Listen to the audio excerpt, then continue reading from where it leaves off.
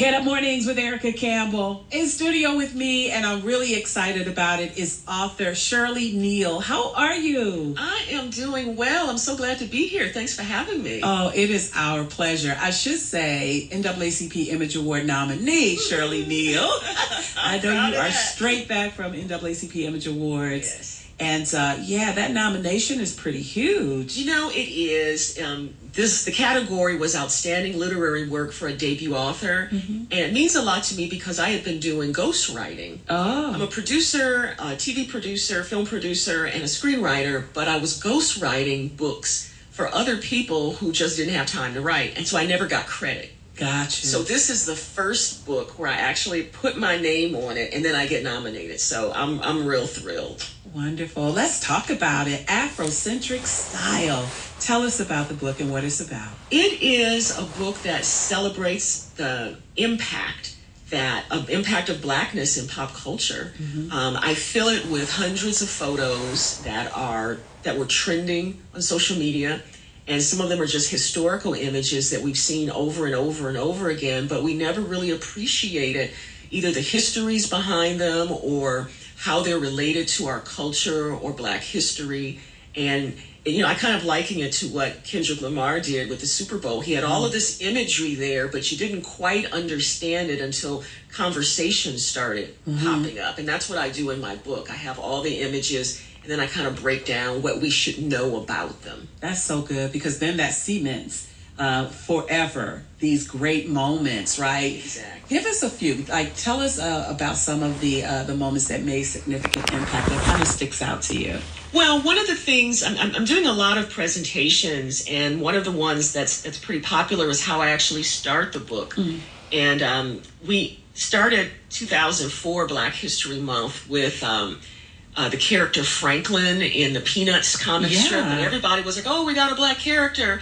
But a lot of people didn't realize that he was there in 1968, and we don't know that they just spotlighted him on that. Right. Yeah. And we don't know his evolution, which is really fascinating. It's a very, very rich story about how he evolved from just this little Black character in the background that came about because of a white school teacher who said we need to integrate the comics, to how he ended up in 2024 with the personality he had, the name he had, and what that episode really was about. I don't want to give it all the way. I want people to buy the book, but it was very eye-opening for me. And as I share it with people in my presentations, and I actually show video too to support it, it's just eye-opening. Wow. And I start the book out, that's in my introduction. So I just kind of give people a flavor of what they're going to get throughout the book. Got you. So how do you see today's artists and designers carrying forward the legacy of AfroCentric Style? And who are some of the modern voices that you believe is, leading the movement now? Well, I think Kendrick Lamar. Yeah, you talked to, I think with the Super Bowl halftime, right away, I think he is really.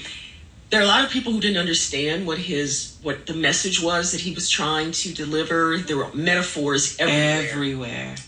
And what I loved is on social media, different people were breaking it down. I even did. But what was great about it is it sparked attention. It sparked discussions. Mm-hmm. And so he's been doing it for a while. That's why he's a Pulitzer Prize winning rapper. He's all about storytelling.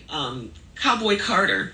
Beyonce, because of her Cowboy Carter, we're learning more about Black cowboys. We're interested. Black country artists. There you go. There's a whole legacy of Black cowboys that we don't know about, and that's not in our history books. So there's a lot of artists like them now that are kind of leading the way. I love that. You're right. And when I saw SNL or Saturday Night Live do it for their 50th anniversary, the musical portion of it, and they did excerpts of Not Like Us, I was like, okay, now we really have cross-cultural barriers.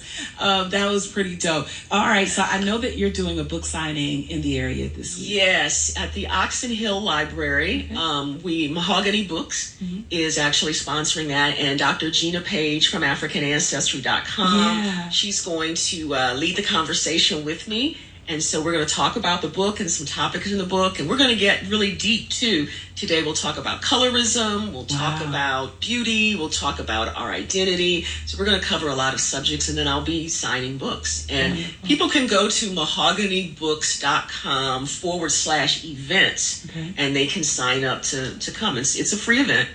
And they can also purchase books there. That's pretty awesome. And that way you can get young people there. You can get all people of all ages that she says this book is for. Go ahead and purchase it. It's called AfroCentric Style, a celebration of Blackness and identity through pop culture. Check this book out. Purchase it. Share it with your family, your friends, your children. Yes. It's just one you need in your library. Thank you so much. Shirley Neal is our special guest today. And I pray that today is going to be amazing for tonight's book signing. Thank you so much. And thanks for having me. You're welcome. All right, guys, stick around. More to come on Praise 104.1.